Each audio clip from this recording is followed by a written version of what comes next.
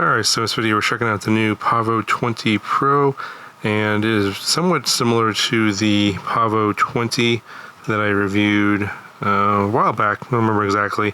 I'll link that video in the description if you want to check it out. I'm not going to cover every little detail, but I will point out what the major differences are. Basically, as the Pro in the name indicates, it's a bit of a spec upgrade. So we're moving up from these 2-inch props here, these two-bladed 2-inch gem fan props, to a slightly bigger prop. It's this gem fan 2218 3-bladed propeller, and here's what it looks like. 1.5mm shaft. This is the light gray version. The black version is pre-installed on the quad, and here's what it looks like from the bottom. As the name indicates, I believe it's a 2.2-inch prop, so slightly bigger prop and 3-bladed, so we get a lot more power from this propeller. And so they went with a bigger motor to mate with this propeller. So it's from the Lava series, 1104 7200 kV, and it is meant for a 3S battery, and the one that they recommend is this 3S Lava 550. And just to note, the previous motor was an 1103 motor at a slightly higher kV, 8500 kV. And obviously with a bigger prop size now, we have a slightly bigger frame and slightly bigger prop guard. The prop guard has a slightly different, I guess, composition in terms of the plastic, so it's supposed to be a little bit stronger. Also, we have a new cage for the O3 air unit, and it does still have the adapter for alternative VTXs. If you want to go with first gen DJI, Walksnail, HD0, etc., you can adopt with that, with the little carbon plate there. But obviously, I moved the O3 air unit over from the PAVO20, which is now missing here, and you can see that this cage that was holding the O3 air unit's a little bit different now. Obviously, with a little bit bigger prop guard, they extended this forward more, so the camera can be, so that the prop guards won't show. With this angle here, if you go flat, they do show up in the ultra wide angle, so they could have made this even longer, but maybe they wanted to protect the camera a little bit, so it's kind of a trade-off what they kind of went for there. Frame is slightly bigger as well. So front to back, it is about 67 millimeters. The side to side is also about 67 millimeters. And the diagonal motor to motor distance, it looks like about 93 millimeters. And it looks like the prop guard, the opening, is about 55 millimeters. Alright, so in terms of the weight with the O3 air unit, no battery, 106.27. And with the 3S 550, we're at 149.12, so well under the 250 gram limit. And if you remember from the previous video, this was like 92 grams with the O3 unit. So obviously with a slightly larger components and all around, we're going to get a little bit more weight, but of course we get a lot more performance. And just like before, it does come with these LEDs that you can plug into the flight controller, and you just stick them onto the prop guard here. But these add another 5 to 6 grams of weight, which I don't really like. It just kind of takes away from your performance and flight time, so I'd never put these on. Now in terms of the flight controller, it still has the same JST plug there, and you do get the USB-C adapter that's included in this extra bag of props.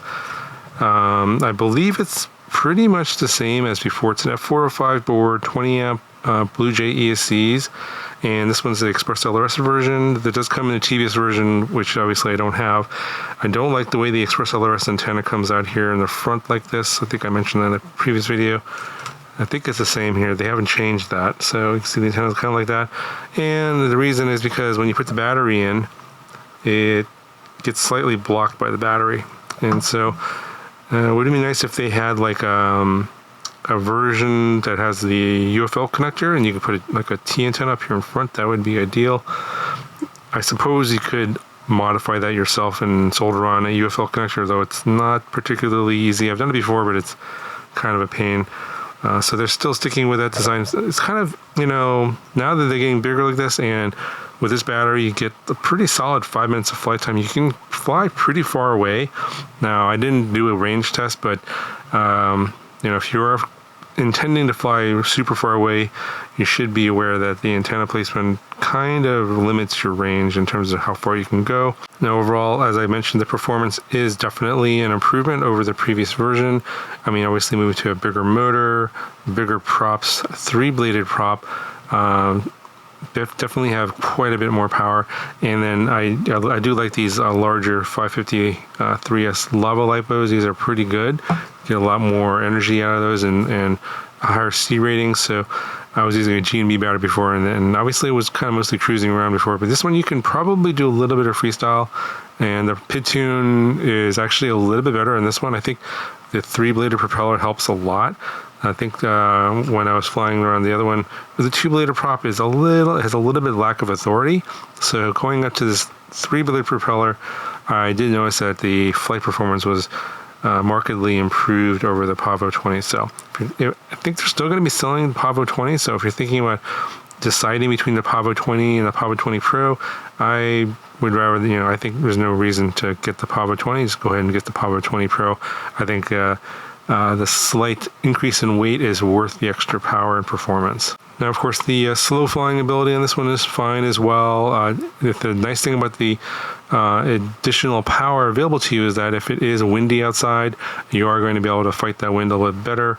And overall, there's not a lot to complain about, other than the fact that it is a little bit heavier. But with a bigger battery, you do get a little bit more flight time compared to the 450 I flew previously. So, little trade-offs here. If you want to go lighter and smaller and stuff like that and fly more indoors, maybe downgrade all the way to the Pico if you're mainly flying indoors. If you want something super light, that's like, I think I made one that was like 57 grams. So kind of really, there's a lot of options out there these days. So it kind of depends on what you want to go for. So if more power, more weight's not really your thing and you want to go lighter, there's options out there for you. If you're not sure what those are, I have videos on those previously on my channel, and if you leave me a comment and ask me about some of those options, I'm happy to point you with some links to those older videos. Anyway, overall pretty happy with this. Flight performance, everything is just positive all around. I'll put a link down in the video description if you guys want to check it out, and I'll talk to you guys in the next video.